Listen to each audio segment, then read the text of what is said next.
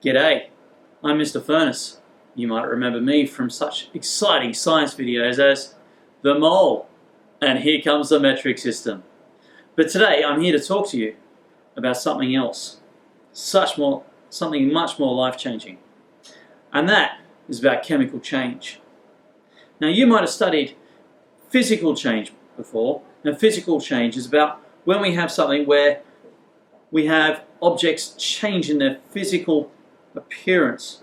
So I've got some Coke here, and on the outside of the Coke we start to get some condensation. So that is physical change. Water in the air condenses, turns from a gas to a liquid on the outside of my can. Another physical change is where oh, that's nice. Nothing like some product placement. When I drink it, the Coke changes shape. And there's no difference in the molecules. But because they're changing their shape, that's physical change. To explain chemical change and what chemical change is, first we need to come up with some sort of a model to think about what's going on at the unit level, at the smallest part. Now we might know that as being an atom, the smallest part of matter. And I've got these little coloured beads, and they are trying to model what that might be. A red one here might represent an oxygen atom. Atoms join together to form molecules. And you see I've got two joined together there. Many atoms joined together make bigger molecules. Here I have a model which is trying to show the structure of glucose. Glucose, or sugar, tastes sweet. Now, the physical properties of these materials come about from the behavior of the electrons there between the atoms. And we should know that when metals join together, they have metallic properties. When non-metals join together, they have non-metallic properties. And we can use the periodic table to help show and explain what might happen when two atoms join together.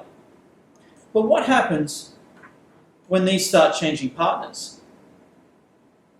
In our bodies, the reaction of glucose and 6 molecules of oxygen gives us lots of energy.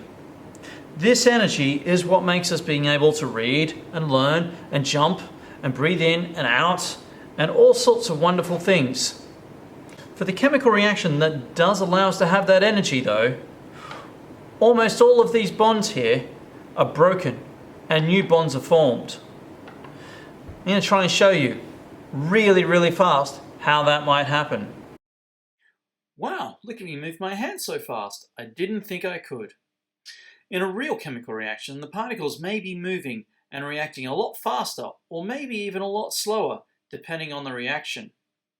In this particular case, our 1 molecule of sugar is going to end up being 6 molecules of carbon dioxide. There they are. And 6 molecules of water. Chemical change can sometimes be a little bit hard to detect, but what we usually look for is a change in the physical properties of a particular substance.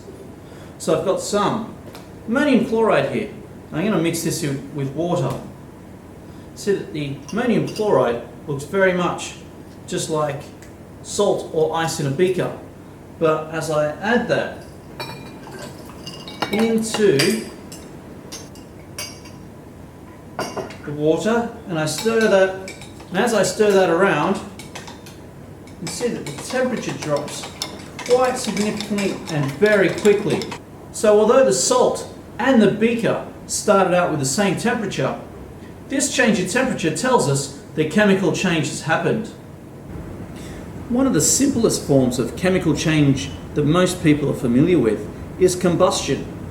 Combustion is when we have an organic substance like matches or alcohol in a spirit burner here, and then they're exposed to high temperatures where the oxygen in the air causes the carbon and hydrogen within the substance to form carbon dioxide and water. Another reaction that shows the signs of chemical change really well is here, using this silvery metal called sodium.